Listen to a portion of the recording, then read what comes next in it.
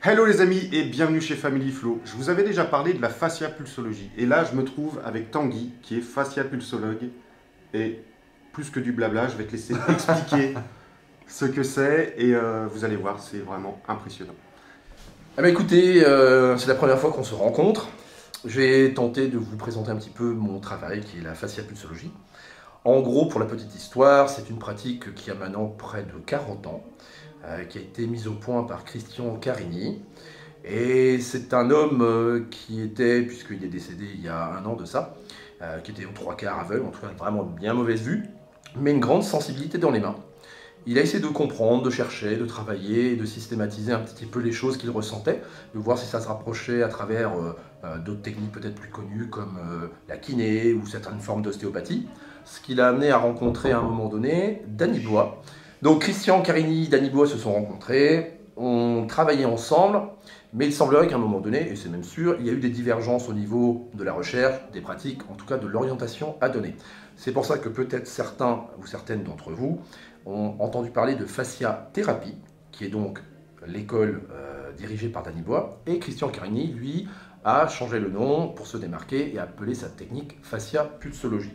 Alors, je ne vais pas rentrer dans les guerres d'école, c'est une école cousine, on travaille sur les fascias. Les fascias, peut-être que vous en avez entendu parler, mais attention, faux amis, ce n'est pas la face, c'est F-A-S-C-I-A, tissu conjonctif du corps. Je ne rentre pas dans le détail des deux techniques, il vaut mieux qu'il y ait un fasciathérapeute qui vous en parle. Moi, je vais vous parler de ce que je connais de ma formation, qui a été donc la formation faite par Christian Carini en termes de fasciapulsologie. En gros, qu'est-ce qu'on fait en fasciapulsologie? On reçoit des personnes qui ont des demandes particulières, que ce soit une sciatique classique, des céphalées, donc des maux de tête, des désordres, on va dire, peut-être organiques, ou des fois un simple mal-être, peut-être diffus, sans qu'il y ait de mots réellement mis dessus. Et moi, mon travail consiste, avec mes mains, d'établir un contact et une qualité de présence dans les mains qui permet au corps de mobiliser ses ressources. L'idée n'est pas de forcer le corps à faire, l'idée est d'accompagner le corps de la personne à dénouer les contraintes, les traumatismes ou les mémoires engrammées dans le corps. Pour cela, chose très importante qui est au niveau de l'école, c'est que le travail de la main ne se fait pas avec des effets de levier, des pressions, ou en tout cas une approche mécanique du corps. On a, comme dans d'autres techniques, une approche globale, holistique de la personne. Ce qui veut dire que quand on vient pour un problème de poignet, par exemple, avoir un poignet tout neuf en sortie de séance, c'est bien sympa, mais si le reste part en vrac, ça sert vraiment pas à grand chose. Donc ce poignet, il fait partie d'un bras qui fait partie d'une personne. Et cette personne, elle a une histoire. C'est donc cette histoire-là avec laquelle on essaye de rentrer en contact avec les mains. On pose les mains sur le corps et on se doit d'être le plus possible à l'écoute de ce que le corps va proposer comme chemin, si je puis parler comme ça. Et on va essayer de dénouer au fur et à mesure l'histoire et les chemins que ce corps va pouvoir nous présenter, qu'on va pouvoir écouter, qu'on va pouvoir essayer de révéler. C'est l'une des grosses difficultés, puisque dans la pratique, on essaye de ne pas être dans une interprétation. Le corps va nous présenter quelque chose, il n'y a pas de jugement à avoir par rapport à ça, et il n'y a pas de projection. Sinon, on est dans un travail où c'est la tête qui veut le faire. Là, on essaye vraiment d'être dans l'approche, de sentir ce qui se présente en termes de blocage, d'ouverture, de fluidité, d'harmonisation, et d'amener les ressources du corps à exprimer ces notions d'harmonisation, d'équilibre tissulaire, liquidien, de la meilleure manière possible. Alors, ça fait un petit peu tout fouillis, tout ça. Qu'est-ce que nous, on entend par tissulaire et liquidien? Dans notre corps, on tient debout parce que nous avons une structure squelettique, nous avons des os, des muscles, mais également des organes qui ont une certaine dynamique et expression. Le travail du fasciapulsologue consiste donc à entrer en contact avec cette expression-là, cette expression de la personne, et d'accompagner la libération. Donc, il y a un grand travail qui est axé sur la qualité de présence, et c'est avec une qualité de présence où on n'impose pas au corps que le corps nous amène des réponses qu'on va suivre et développer les choses. Tout un panel, en fait, je dirais, un spectre d'intervention qui est très très large. Et on s'occupe aussi bien de personnes qui viennent pour des mots très ciblés que sur des choses plus diffuses. J'aurais une petite question. Oui. Comment ça se passe et dans quelle position vous faites votre travail? Alors, La personne qui vient, ça c'est important, on prend vraiment le temps de poser ce qu'on appelle l'anamnèse, c'est-à-dire on rencontre la personne et on fait un petit bilan un petit peu de son historique santé. Donc ça veut dire, est-ce que la personne prend des traitements? Est-ce qu'elle a eu par exemple dans son histoire des fractures, des traitements en cours, des choses qui sont importantes? Par exemple, s'il y a une femme qui vient nous consulter, c'est peut-être de s'assurer, est-ce qu'elle a eu des enfants? Parce que ça veut dire que son bassin travaille d'une certaine manière. Peut-être qu'il garde des tensions depuis ce moment-là. Quelqu'un qui a eu une opération du cœur est peut-être sous certains médicaments. Et qu'il faut être prudent pour faire en sorte qu'il n'y ait pas de problème lié au cardiaque. Donc il y a tout un contexte où on prend connaissance de ce que la personne a vécu et ça peut des fois nous donner certaines indications sur effectivement un mal-être ou au contraire un problème physique qui s'est installé. La personne ensuite s'installera sur une table, elle sera allongée sur le dos, elle n'a absolument rien à faire. En fasciapulsologie, on laisse les choses émerger, s'exprimer et on va travailler pendant minimum 1 heure, entre 1 heure, 1 heure et demie. Parfois les séances peuvent être un peu plus courtes, mais c'est plus rare. Parfois les séances peuvent être un peu plus longues. Donc on va dire qu'on est sur une moyenne d'1 heure et demie, voilà, sur la table. Moi par exemple, j'arrive, j'ai mal au dos. Quelle est ton approche? Est-ce que tu commences déjà par me poser des questions ou tout de suite tu vas commencer à travailler sur mon corps? Alors, quand la personne vient, ce que font les praticiens, c'est de cibler quelle est la demande en fait de la personne. Bonjour, j'ai mal au dos. La personne, elle ne sait pas plus, elle s'est levée un matin, elle a un tour de rein, ce qu'on appelle un tour de rein, ou elle a soulevé son crayon à la balle. Donc on va essayer de comprendre, est-ce qu'il y a des... Comment ça a pu venir? Est-ce qu'il y a des facteurs qui ont aggravé les choses? Est-ce que c'est installé depuis très longtemps? Est-ce que c'est quelque chose qui est chronique ou aigu? Et ça nous donne une idée. Après, on va toujours essayer de considérer ce mal de dos. Est-ce qu'il vient vraiment d'un problème lié au dos ou est-ce qu'il y a autre chose dans le corps? C'est ce que peut-être les ostéopathes expriment en disant on va chercher la cause primaire. C'est-à-dire qu'on a des symptômes, mais derrière ces symptômes-là, qu'est-ce qui s'est mis en place qui amène ou maintient ce mal-être, ce problème de dos?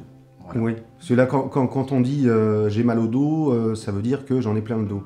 Une chose importante en fasciapulsologie, ça peut être j'en ai plein le dos.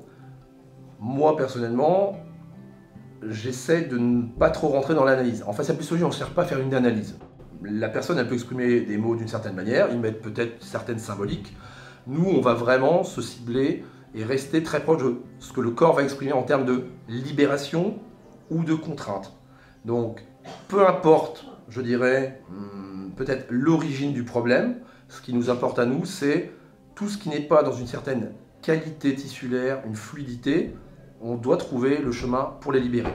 L'exemple que je peux prendre, c'est peut-être comme si on devait accorder un piano. On a différentes notes, il y a des octaves et il y a un cadre.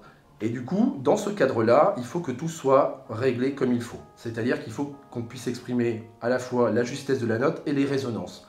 Et pour qu'une note elle soit juste, il faut qu'il y ait une certaine qualité de tension qui soit à la fois pour ce qu'elle est, mais en rapport aussi avec le reste. Et dans le travail de fasciapulsologie, cette globalité-là, c'est vraiment quelque chose qu'on essaie d'amener et de faire exprimer au niveau du corps. Donc vous êtes des accordeurs de corps. Eh bien, je crois que c'est un bon terme, effectivement. Il y a un côté accordeur de corps, sachant que cet accord de corps et de personnes, les personnes qui viennent, on ne peut travailler qu'avec ce qui est présent.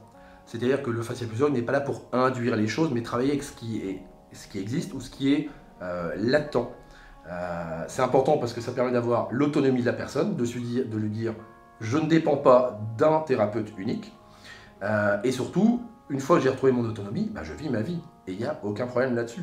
Donc l'idée, c'est vraiment d'amener la personne le plus possible à dépasser l'histoire qui a amené ses contraintes et après de vivre sa vie.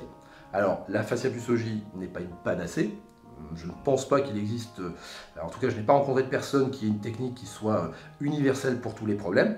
Peut-être est-ce dû à la complexité et peut-être la beauté aussi de ce qu'est l'être humain. C'est pour ça qu'il y a des personnes qui ne feront peut-être que de la fasciapulsologie et ça leur conviendra parfaitement pendant un temps. Et d'autres personnes qui auront peut-être besoin de travailler avec quelqu'un qui est un peu spécialisé sur de la nutrition.